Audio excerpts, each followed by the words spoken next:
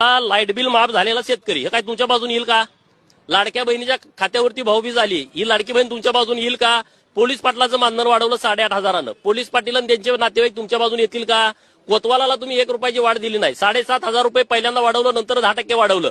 कोतवालाचे पै पाहुणे तुमच्या बाजून येतील का? आमच्या बाजून येतील. अंगणवाडी ताईंनी किती वेळा आझाद मैदानावरती मोर्चा काढला, आपल्या सरकारनं त्यांचं मानधन वाढवलं, मदतनीस ताईंचं मानधन वाढवलं.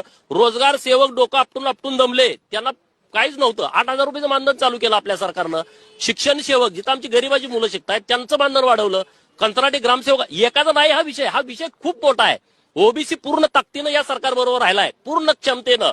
आदिवासी, मागासवर्गीय, गरीब मराठा समाज, इथला या राज्यातला तरुण, या राज्यातला कष्टकरी, आता गावातले सगळे फिडर सोलरवरती यायला लागलेत, कामं चालू झालेत. सकाळी 7ला लाईट येणार, संध्याकाळी 7ला जाणार. रात्रभर जो शेतात जाणारा शेतकरी तुम्हाला मतदान देईल का? हे खूप मोठं काम या महायुतीचं झालेलं आहे आणि त्या माध्यमातून लोकांनी इतकं भरभरून मतदान केलेलं आहे. 125 प्रकल्पांना देवेंद्र फडणवीस साहेबांनी मंजुरी दिली जलसंपदा खात्याच्या, आणि जयंत पाटलांनी दिली ती 5 प्रकल्पाला. किती?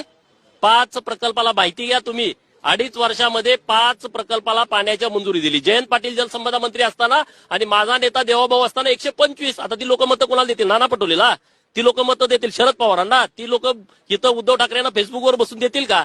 हा साधा विचार करा ना. अनेक झोपडपट्टी धारकांची घरं त्यांनी कायम करून दिली. आणि एक ना अनेक विषय आहेत या महायुतीच्या यशामध्ये, अनेक बाजू जोडलेल्या आहेत, अनेक लोकांनी मदत केलेली आहे. आणि मग ह्यांचं गाणं जातं ईव्हीएम वरती, तर तसा काही नाही, त्याचा काही उपयोग पण नाही. ग्रामीण रस्ते 3 टप्प्यामध्ये केले मुख्यमंत्री सडक मधनं. कधी तुम्हाला अक्कल होती ग्रामीण रस्ते कसे करायचे? ग्रामीण रस्त्याला कधी निधीच मिळत नव्हता. 40-40 हजार किलोमीटरचे 3 टप्पे केले. गिरीश भाऊनी या राज्यामधल्या 400 मंदिरांचा जीर्णोद्धार केला. देवा श्रद्धा असणारी लोक आहेत का नाही? का सगळे नास्तिक आहेत? या महाराष्ट्रामध्ये राहणारी लोक. असं चौफेर यश आहे, चौफेर यश आहे. खरं तर आता चौफेर यशानं